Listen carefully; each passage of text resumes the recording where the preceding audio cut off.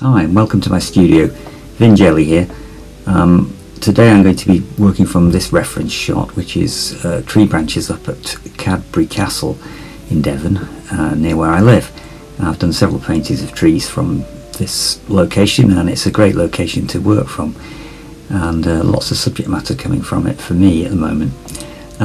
So I've laid out the watercolour first, carefully mapping out the drawing and trying to get the branches accurately drawn as I can, and then, as you can see now, I'm beginning to work on it with watercolour and looking for warms and cools, and working with quite a bit of dry brush on exploiting the knot texture of the paper, and this helps to depict the coarse nature of some of the tree bark. I'm particularly interested in the way the light fell on this branch and the warm and cool colours created by the raking sunlight. And you may have noticed that it's actually called Moonlit branches, this video, but you'll see why as the painting develops. And I quite like the way that the study looks at the moment. It's quite botanical in a way, in that it's accurately rendered and looks quite stark with a white background. In some ways maybe it should have been left there and no attempt at the background, but I was kind of experimenting, and so as you can see I started to lay in the background, and again maybe I should have stopped now before it got too far, but I think once I started adding the blues in the background and these other colours to try and abstract the background somewhat, I got to a point of no return, and it was either make or break with this. And I just carried on working, because if you give up too soon thinking things aren't going to go well, you don't work through it, and it's important to try and work through some of the problems and iron them out.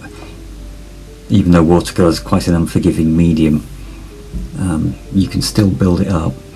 You notice the hairdryer coming in once or twice, and that really helps to keep the paint layers and glazes clean when you apply them. If you apply them over the wet paint, then they'll disturb what's underneath and destroy it, whereas if you dry it, you can usually end up doing quite nice clean glazes.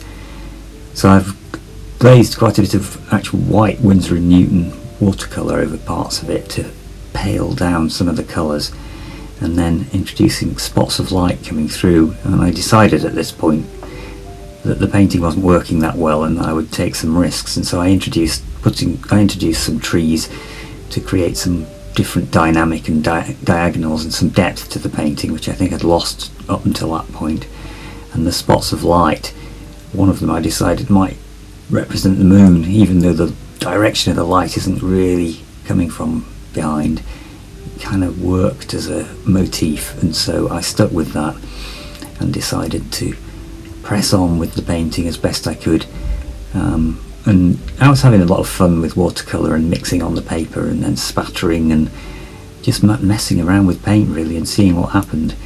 And at this stage I wasn't really sure it was going to work, so I had nothing to lose and everything to gain, and so years of experience as an oil painter taught me that I can overpaint various things, even with watercolour.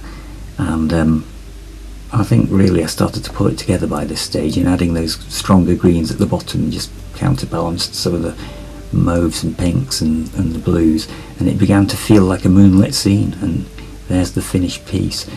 So I hope you enjoyed the video and my little narrative on the ups and downs of painting, and please like and subscribe, and hopefully we'll get some more videos made soon. See you on the next one.